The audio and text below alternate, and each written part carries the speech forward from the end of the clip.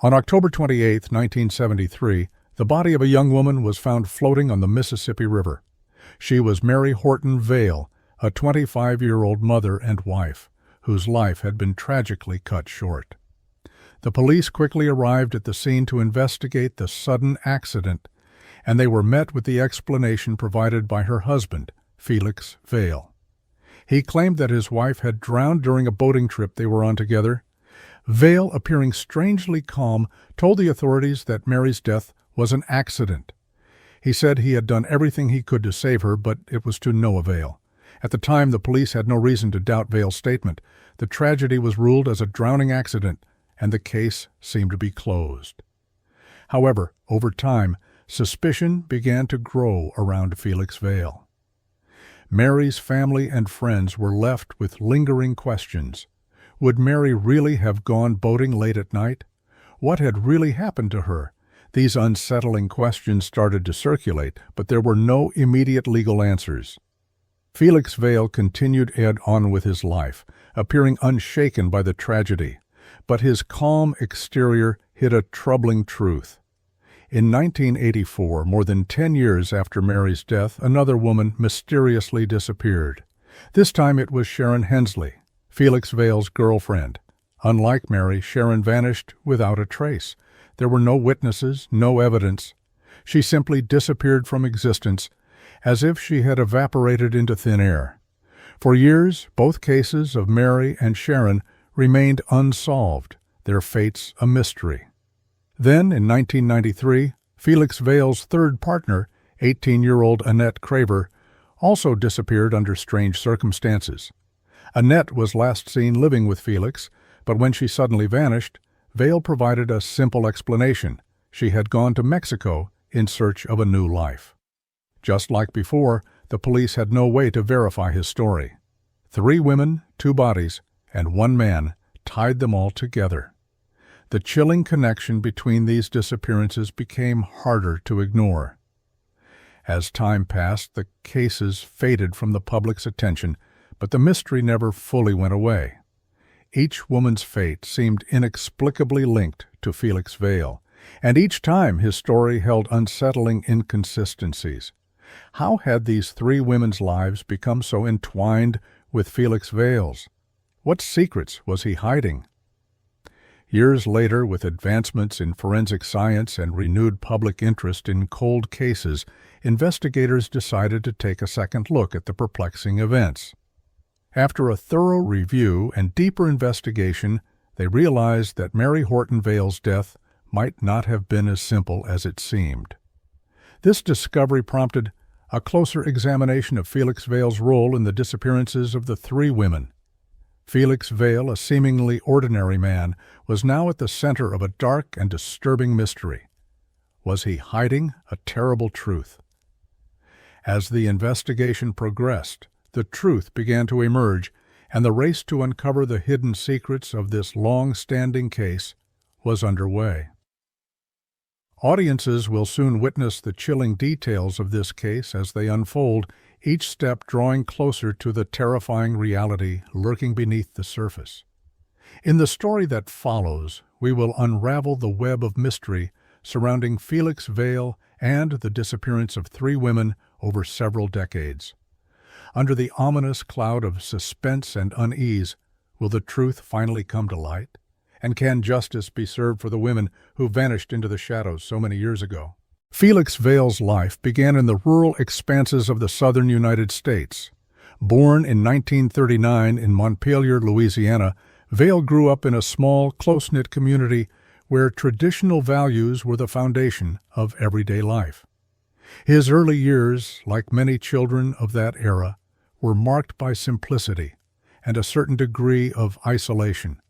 He spent much of his time outdoors, learning to hunt, fish, and navigate the waterways of the South, skills that would later play a significant role in his life. His father was a World War II veteran, and his mother stayed home to care for him and his siblings. Despite the outwardly calm life in rural Louisiana, there were hints of turbulence beneath the surface. From an early age, Felix was known to have a rebellious streak. He often clashed with authority figures and exhibited a strong-willed, independent nature.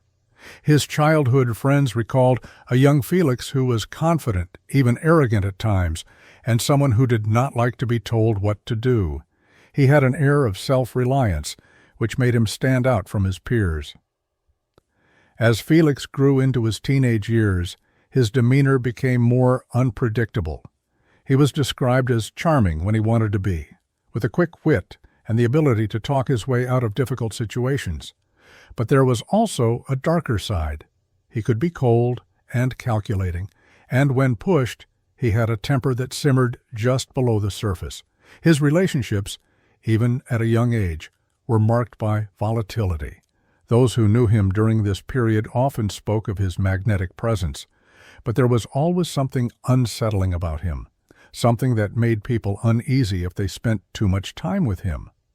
By the time Felix reached adulthood, he had honed his ability to manipulate those around him. He developed a reputation as a ladies' man, moving through relationships with ease, charming women with his rugged looks and adventurous spirit. But these relationships rarely lasted long. Felix had a tendency to grow bored or frustrated quickly, and when things didn't go his way, he would disappear, leaving behind a trail of broken hearts and unanswered questions. He had a transient lifestyle, moving from place to place, job to job, never staying anywhere for too long. In the early 1960s, Felix's life took a significant turn when he met and married Mary Horton. Mary was drawn to Felix's free-spirited nature and his promise of a life full of excitement and adventure. The couple settled in Lake Charles, Louisiana, and shortly after they had a son, Bill. But despite the outward appearance of a happy family, their relationship was far from perfect. Felix's controlling nature began to reveal itself, and Mary often confided in friends and family about the difficulties in their marriage. She spoke of his erratic behavior, his quick temper, and the way he would often disappear for days without explanation, leaving her to wonder where he had gone and what he was doing. Around this time, Felix became involved in various business ventures, including oil field work and selling insurance, but none of these ventures seemed to stick. His restless nature and disdain for authority made it difficult for him to hold down a steady job. He preferred to live life on his own terms without the constraints of a traditional career. He began to develop an interest in alternative lifestyles, reading about and experimenting with unconventional philosophies, spirituality, and drugs. This search for meaning outside of societal norms became a recurring theme in his life. Felix's fascination with the outdoors, which had been nurtured in his youth, remained a constant. He spent long periods fishing and boating, often disappearing into the waterways of Louisiana for days at a time. These excursions became a way for Felix to escape the pressures of daily life, but they also raised concerns among those close to him. His behavior during these trips became increasingly erratic, and he would return home with strange stories and a detached attitude. As his marriage to Mary deteriorated, Felix's behavior grew more unpredictable. He began to express darker, more cynical views of the world. Friends noticed that his once charming demeanor had given way to something more sinister. There were rumors of his involvement in criminal activity, though nothing was ever proven. But those who knew him best started to distance themselves, sensing that Felix was not the same man they once knew. When Mary died in 1962, Felix's life took an even darker turn. He claimed that her death was a tragic accident, that she had fallen into the water while they were out boating. But there were immediate doubts. Mary's family and friends were suspicious of Felix's story, and the circumstances surrounding her death did not add up. But in the absence of solid evidence, Felix was able to move on, seemingly unscathed by the tragedy. He took their son and disappeared from the public eye for a time, continuing his transient lifestyle. Over the next few decades, Felix drifted in and out of relationships, always leaving a trail of mystery behind him. His charisma never seemed to fade, but neither did the unsettling aura that surrounded him. Women were drawn to him, but many would later describe feeling trapped or manipulated, as if Felix had a way of getting inside their heads and controlling their every move. Felix Vail's early life was marked by contradictions. On the surface, he appeared to be a man of adventure and freedom, someone who lived by his own rules and rejected societal norms. But beneath that facade was a darker, more manipulative individual, someone capable of hiding his true intentions behind a veneer of charm and confidence. As the years passed, his restless spirit, coupled with his growing disconnection from the world around him, would set the stage for the mysterious disappearances that would come to define his life. In October 1962, a tragedy occurred along the dark and murky waters of the Calcasieu River in Louisiana. On the evening of October 28, 1962, 22-year-old Mary Horton Vail, a young mother and wife, lost her life in what her husband, Felix Vail, described as a tragic boating accident. But as the story of Mary's death began to unravel, the details would spark more questions than answers. Mary Horton was born in 1940 and grew up in a close-knit family in Monroe, Louisiana. She was the eldest of her siblings and had a warm and nurturing personality, known for her love of animals and her passion for art. Mary had met Felix Vail in her early 20s, and the two quickly became an unlikely couple. Felix, rugged and adventurous, drew Mary in with his charm and promise of an exciting life. Their relationship progressed swiftly, and soon after meeting, the two married and settled in Lake Charles, Louisiana. In 1961, the couple welcomed their first child, a baby boy named Bill. However, beneath the surface of their seemingly normal life, the relationship between Mary and Felix had its cracks. Mary's friends and family were aware that all was not well in her marriage. She confided in them about her husband's unpredictable behavior and their ongoing marital troubles. Felix could be controlling, and at times his temper flared without warning. But despite these warning signs, Mary stayed with Felix, likely holding out hope that things would improve. On the night of Mary's death, Felix claimed the couple had gone out for a boat ride on the Calcasieu River, something they had done many times before. According to Felix, as they were traveling along the river, Mary had gotten up to empty a bucket of water that had collected in the boat. He said that as she leaned over the edge, she suddenly fell into the water and disappeared into the swift current.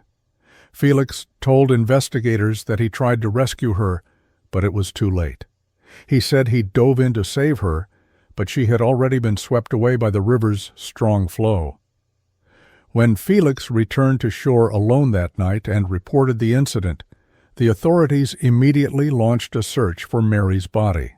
For hours, local law enforcement and volunteers scoured the riverbanks and water, hoping to find any trace of the young woman.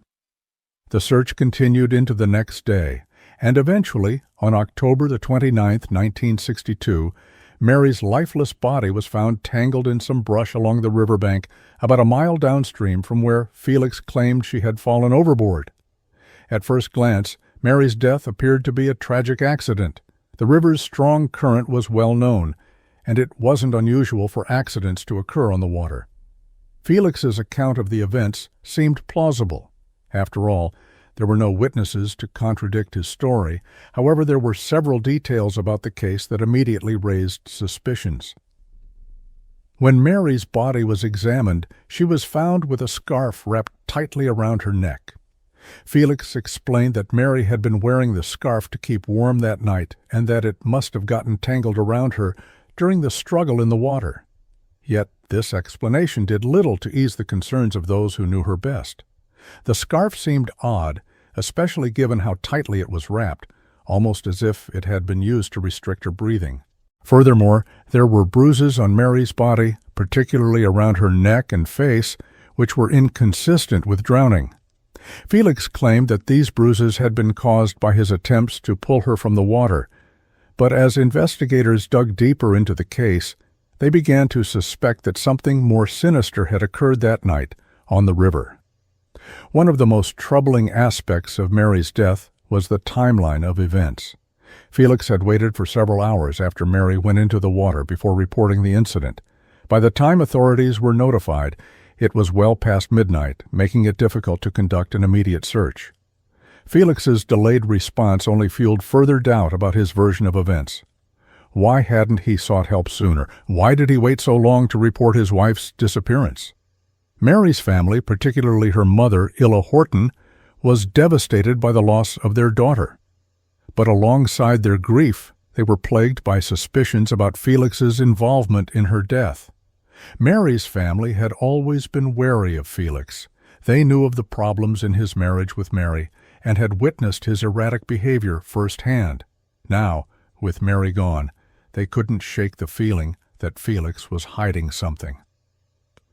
Illa and other family members voiced their concerns to the authorities, but at the time, there wasn't enough evidence to prove foul play. The initial investigation into Mary's death was brief, and the case was quickly closed. The coroner's report ruled her death as an accidental drowning, citing the strong current of the river as the primary cause. Felix, seemingly relieved to be free from further scrutiny, moved on with his life. He collected the life insurance policy he had taken out on Mary not long before her death, which raised even more eyebrows among those who suspected his involvement. In the years following Mary's death, Felix continued his transient lifestyle, moving from place to place and eventually becoming involved with other women. But the shadow of Mary's death continued to loom over him. Her family never stopped seeking answers, determined to uncover the truth about what really happened that fateful night on the river. As time passed, Mary's death faded from public memory, but it was never forgotten by those closest to her. In the decades that followed, new evidence and advancements in forensic science would breathe new life into the case. Investigators would eventually take a closer look at the circumstances surrounding Mary's death, and what they discovered would cast Felix Vail in a new and chilling light. The tragic loss of Mary Horton Vail marked the beginning of a dark and twisted saga that would span decades.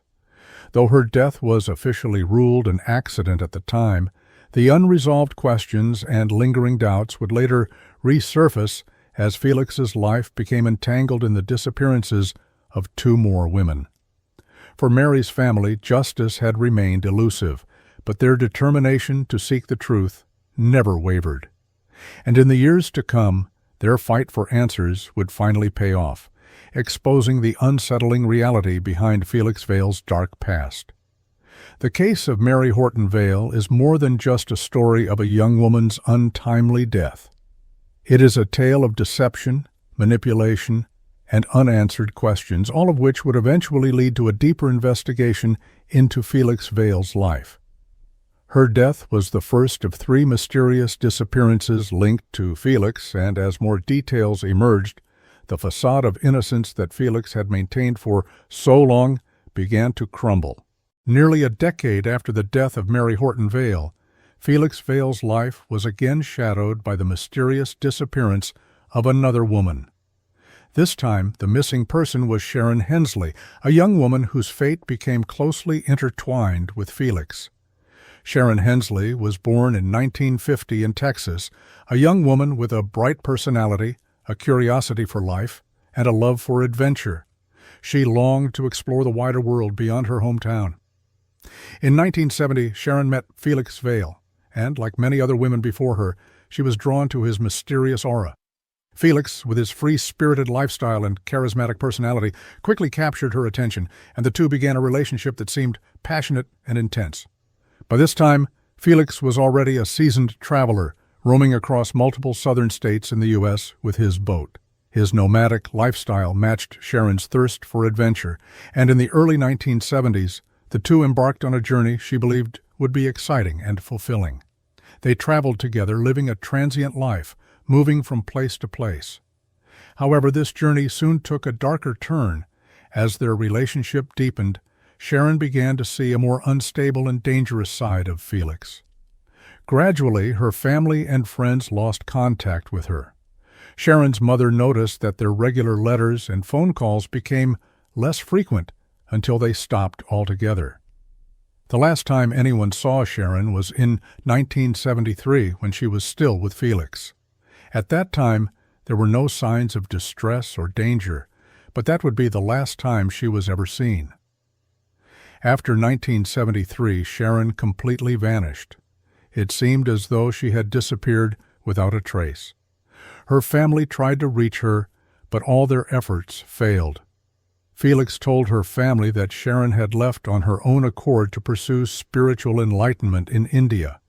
He claimed that before she left, she wrote him a letter detailing her plans, expressing excitement about the spiritual journey and requesting not to be contacted. However, Sharon's family was highly skeptical of this explanation. For one, Sharon had never shown any interest in India or spiritual retreats. Additionally, the letter Felix presented to her family seemed suspicious. While the handwriting appeared to be Sharon's, the content did not match her usual style of writing or her personality. The tone of the letter was oddly cold, as if it had been dictated by someone else. To make matters worse, Sharon's bank account continued to be used after her disappearance, with checks being cashed regularly. The signatures on those checks were notably different from Sharon's authentic handwriting. As time passed, Sharon's family grew convinced that Felix was hiding the truth about her disappearance and might be directly responsible for it. In 1974, Sharon's mother reported her missing to the police, prompting an investigation.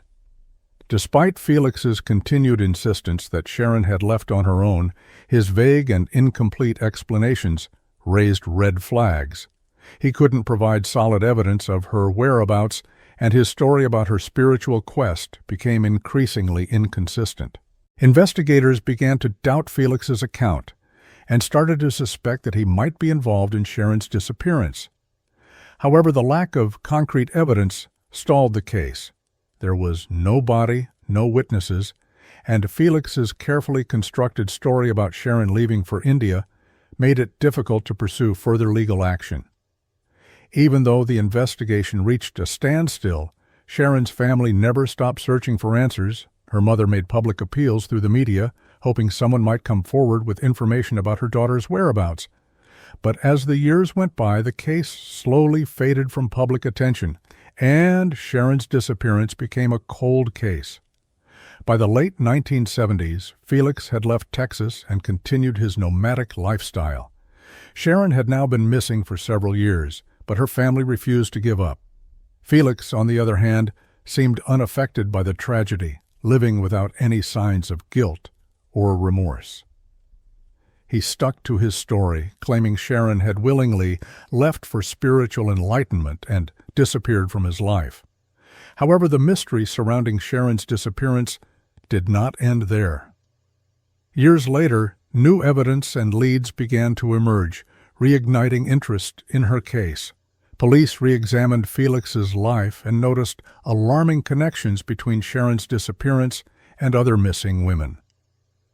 As investigators delved deeper into Felix's past, they started to believe that Sharon may have met the same fate as Mary Horton Vail, Felix's first wife. It was possible that Sharon had never truly left, and that Felix was responsible for another horrific crime.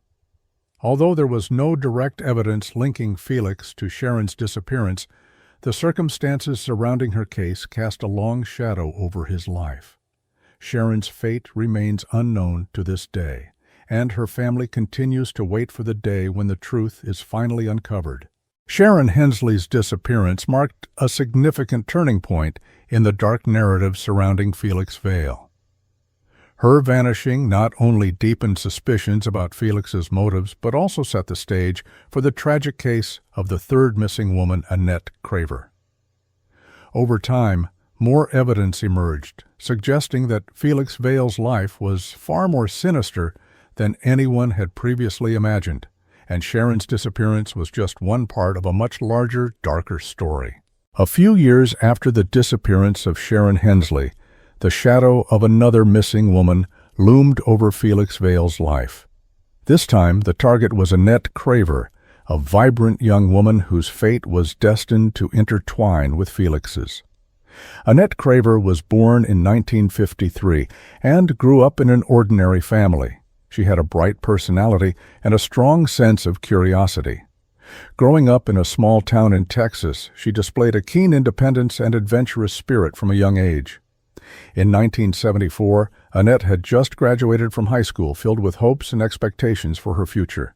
She yearned to explore the world and find her place within it.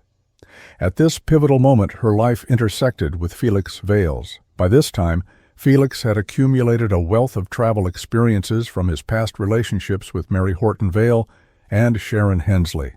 He had become a mysterious and charismatic man. After meeting Felix, Annette was quickly drawn to his personality. He regaled her with stories of his adventures and travels, captivating her imagination. The thrill of Felix's nomadic lifestyle sparked excitement within Annette, and she looked forward to embarking on a new adventure with him. In the summer of 1974, Annette and Felix began a romantic relationship. At first, Annette's affection for Felix grew stronger, but as time passed, his true nature began to reveal itself. She started noticing Felix's controlling tendencies and unstable emotions, which made her increasingly uneasy. Her family and friends became concerned about Annette's changes and worried that her relationship with Felix could lead to danger. Despite her growing apprehension, Annette hoped to establish a deeper connection with Felix. However, in May 1975, her disappearance shocked everyone. The last sighting of Annette was during a camping trip at a lake in Texas with Felix. At that moment, she seemed happy, surrounded by the beauty of nature. But days later, Annette had not returned home, causing her loved ones to grow increasingly anxious. Annette's mother felt a growing sense of unease and tried to contact her daughter through various means but received no response. Finally, she decided to report Annette missing to the police. In the investigation that followed, the authorities first approached Felix to inquire about Annette's disappearance. Felix appeared calm and claimed that he and Annette had enjoyed a wonderful time together, suggesting that her disappearance might have been her own choice. Felix's explanation raised suspicion. During the investigation, police discovered that Annette's personal belongings, including her wallet and ID, were left in Felix's car. The presence of these items further deepened the police's suspicion toward him. As they continued questioning, Felix became increasingly tense, and his story began to reveal contradictions. Over the following weeks, law enforcement continued to investigate Felix and Annette's relationship. They delved into Felix's background and found startling similarities between Annette's case and those of the previous two missing women. All three women had been involved with Felix and had disappeared shortly after their relationships began. As the investigation progressed, the police started to realize that Felix Vail's life might harbor a chilling truth. After several months of investigation, police gathered enough evidence to initiate close surveillance of Felix. They monitored his activities, hoping to find clues related to Annette's disappearance. Meanwhile, Annette's family actively searched for her, posting flyers and urging the public to provide any possible leads. The case garnered attention from local media, and the public expressed outrage and concern over Annette's disappearance. In 1976, as the investigation deepened, police discovered that Felix had been seen in various locations after Annette went missing. His increasingly suspicious behavior, characterized by frequent changes of residence and false identities, convinced investigators of their growing suspicions.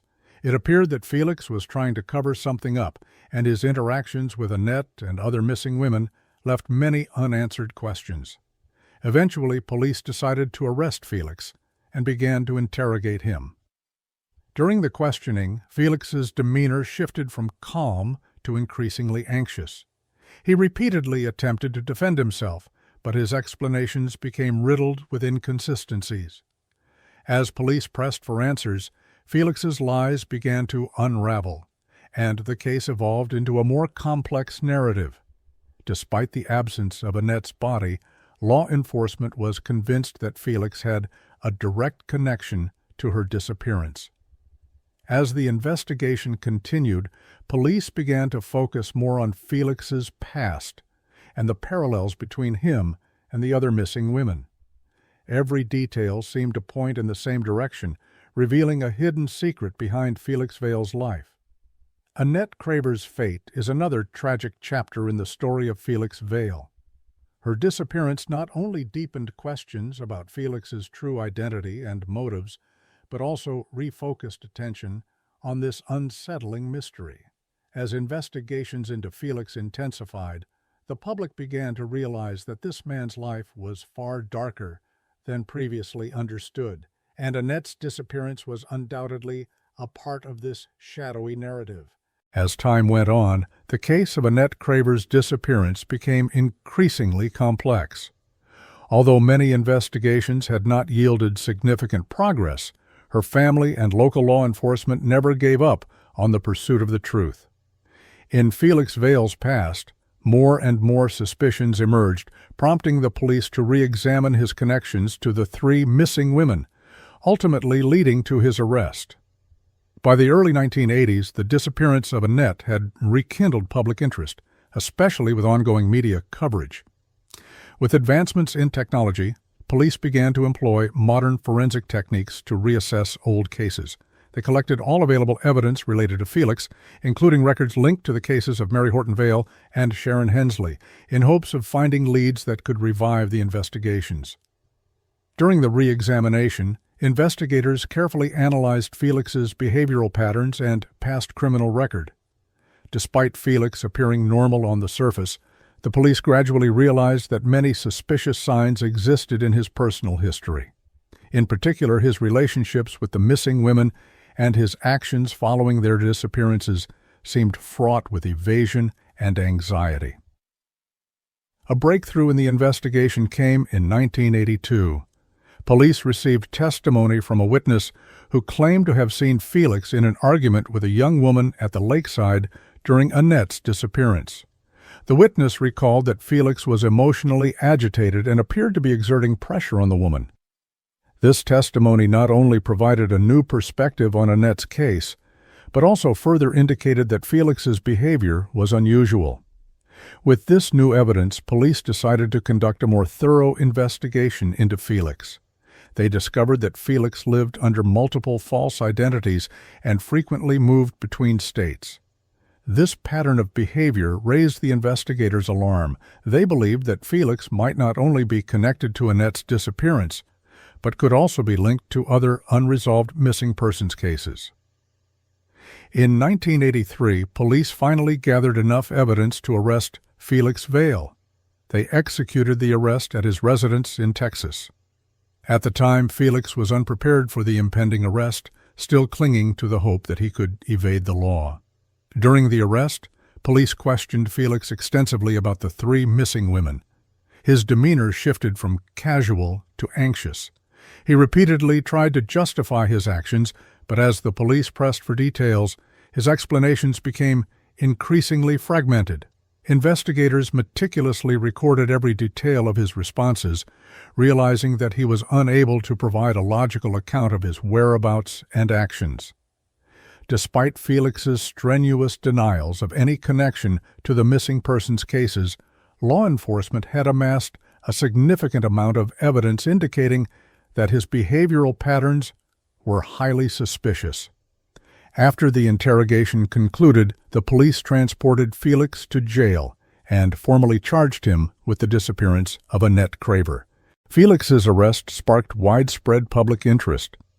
Media outlets eagerly reported on the event, and the public grew increasingly curious about Felix's identity and background.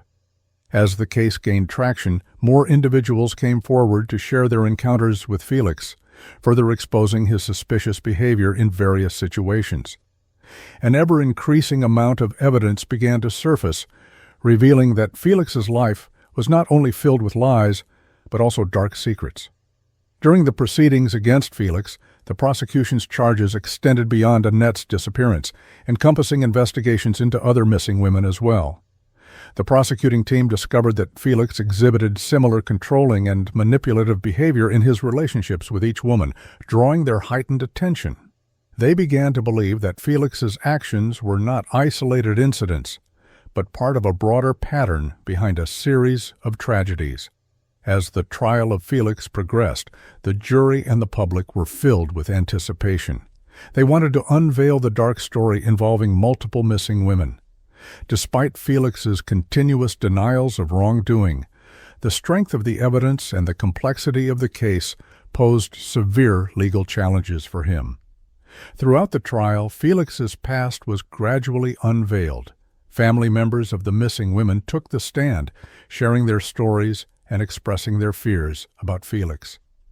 As more witnesses testified, Felix's defense became increasingly feeble. His mysterious persona was stripped away in the courtroom, leaving the public with only the image of a cunning and terrifying criminal. Ultimately, after several months of proceedings, Felix Vail was found guilty. This verdict provided some solace to the families of the missing women and offered the public a glimmer of hope for justice. Although the exact nature of Felix's crimes remained difficult to define, this breakthrough in the case marked a significant victory for law enforcement and the community in their battle against crime. Felix Vail's arrest and trial were not just responses to individual cases, but were also a reckoning for the fates of all the missing women. The success of the investigation reaffirmed the pursuit of justice and reminded the public that while the truth may sometimes be obscured, it will eventually come to light. As the case concluded, the stories of Annette, Sharon, and Mary left a profound impression on the public, serving as a reminder to remain vigilant about safety and justice in their communities. The trial of Felix Vail officially began in the early 1980s, drawing widespread media attention. People were curious and outraged about this man implicated in the fates of 3 missing women, and the courtroom was filled with reporters and onlookers eager to witness this historic moment. As the case unfolded, all eyes were on the defendant and the complex relationships he had with the missing women. On the first day of the trial, the prosecution presented the connections between Felix and the 3 missing women, as well as his suspicious behavior after their disappearances.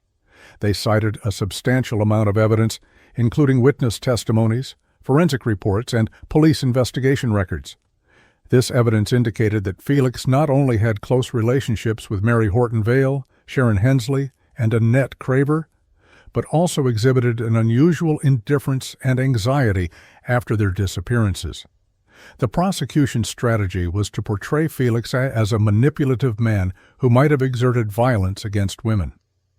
In the courtroom, the prosecution called forth family members and friends of the missing women, whose heartbreaking testimonies added urgency to the case. They recounted their last interactions with the missing women and expressed their discomfort and fear regarding Felix. Each testimony heightened the gravity of the situation, leading the jury to pay closer attention to Felix's actions.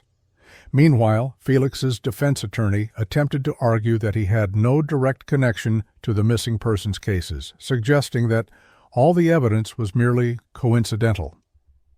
They questioned the credibility of the prosecution's witness testimonies, trying to convince the jury that Felix was a victim rather than a perpetrator. The defense also emphasized Felix's clean criminal record, attempting to cast doubt on his character. As the trial progressed, the prosecution focused increasingly on Felix's behavioral patterns. They detailed his lifestyle and the controlling behavior he exhibited in his relationships with each woman. This series of actions not only made Felix's behavior unsettling, but also led the jury to recognize the deeper issues underlying the case. The prosecution presented Felix's personal history, highlighting his emotional manipulation and potential for violence. Expert witnesses were also called to testify during the trial, analyzing Felix's psychological state. Psychologists pointed out that Felix's behavior might be associated with underlying antisocial personality traits, which could make him lack empathy for others and potentially lead to criminal behavior. This argument sparked widespread discussion among the jury members. The defense firmly denied this assertion, claiming that Felix did not possess these traits. They brought in mental health experts to counter the prosecution's claims, arguing that Felix's behavior did not indicate a danger and that he had not engaged in any actual violence or threats. This back and forth created a more complex trial, forcing the jury to navigate between psychological theories and concrete evidence. After a lengthy presentation of evidence and debates, the trial entered its closing arguments phase. The prosecution and defense presented their final statements. The prosecution emphasized that Felix's behavior was clearly connected to the three missing women, asserting that he should be held responsible for their disappearances. The defense urged the jury to carefully consider the evidence, arguing that Felix should be viewed as not guilty.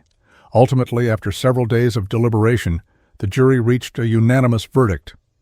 Felix Vail was found guilty on charges of murder and harassment of women. This verdict caused an uproar in the courtroom, with those in attendance feeling a sense of exhilaration and relief. For the families of the missing women, this outcome finally brought some solace, although it could not fill the void in their hearts. However, Felix's defense team quickly announced plans to appeal the verdict, claiming that there were procedural irregularities and evidence issues during the trial. They argued that the jury had been influenced by public opinion and had failed to assess the case impartially. As the appeal process commenced, Felix's fate was once again shrouded in uncertainty. In subsequent hearings, the court would re-examine all the evidence presented in the case and engage in a thorough discussion of the arguments made by both the prosecution and defense. This process was agonizing for everyone involved, as the relatives of the missing women hoped to see justice ultimately served. But they were also aware that Felix's evasion and manipulation might again obscure the truth. Although the Felix Vail case brought many uncertainties, it also sparked widespread awareness of women's safety issues. The outcome of the case prompted society to reconsider its approach to missing persons cases and gender violence, with many calling for strengthened legal protections for women to prevent future tragedies. As the trial concluded, Felix's fate remained unresolved. However, the stories of the three missing women became the focal point of public attention. Everyone hoped that one day answers would be found for them, providing true solace to their families. The pursuit of justice did not end, and various sectors of society would continue to strive to ensure that the voices of the missing would not be forgotten, while their stories would persist in fueling the desire for fairness and truth. The trial of Felix Vail not only garnered widespread attention in the legal sphere, but also sparked a profound reflection in society.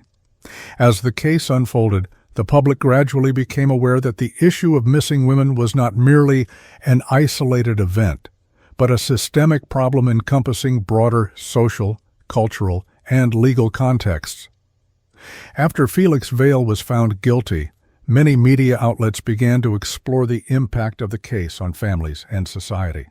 The families of the missing women became the focal point of attention, and their stories represented not only personal tragedies, but also societal calls for action.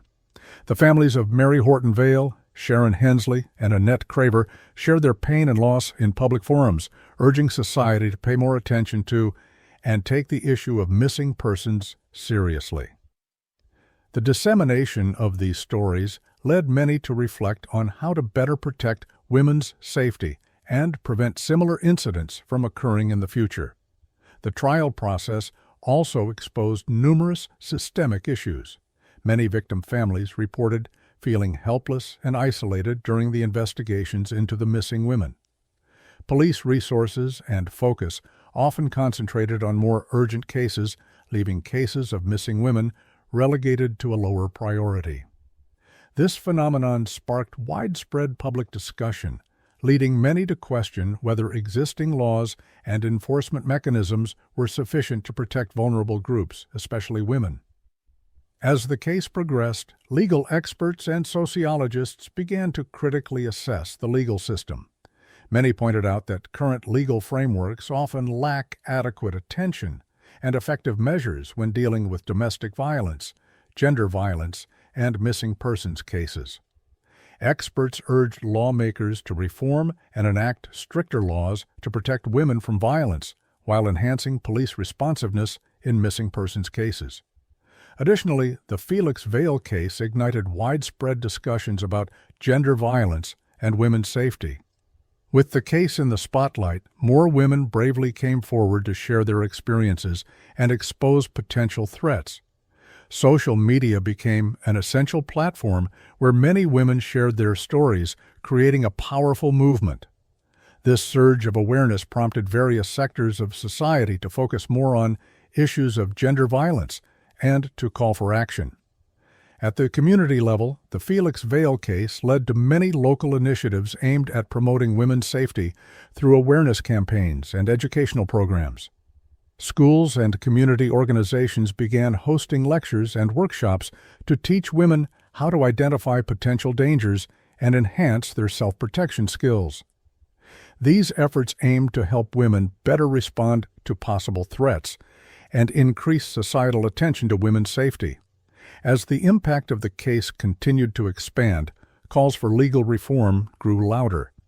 Many lawmakers recognized the need to take measures to improve women's safety. New legislative proposals emerged aimed at strengthening investigations into missing women's cases, enhancing support for victim families, and providing greater legal protection for women. While the final verdict in the Felix Vail case offered some solace to the families of the victims, its more profound impact lay in the societal reflection it prompted. The case encouraged a deeper discussion about missing women, gender violence, and women's safety, driving the process of legal and social reform. The awakening of public consciousness and the call to action became a significant legacy left by this case.